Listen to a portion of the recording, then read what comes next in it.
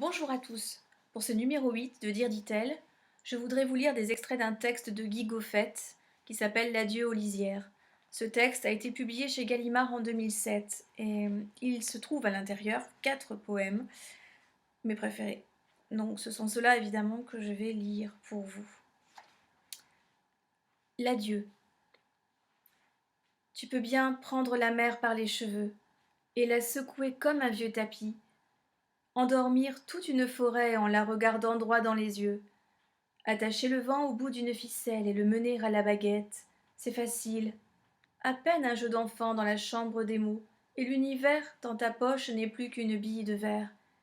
Mais effacer une lettre, une seule, du cri qu'elle a poussé quand, brûlant ses derniers vaisseaux, tu as laissé retomber sur le seuil sa main blanche, ça, non.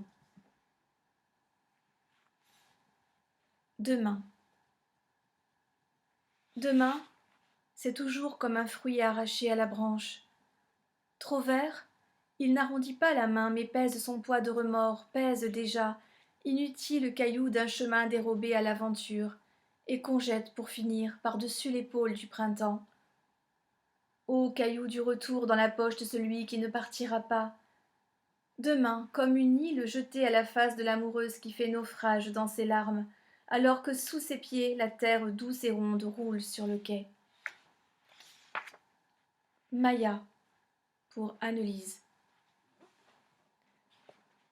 Tu n'as pas vu monter le rouge au front des roses, ni le soleil emballer le galop des collines, ni la nuit te battre à la course en plein midi. Tu n'as senti bleuir le couchant qu'au froid de la table sur ton ventre entre seringue et bistouri. Brisée, comme la digue qui retient nos larmes au pied du pommier, tu n'as rien su, Maya, du poids de la terre et de l'effroi des vivants.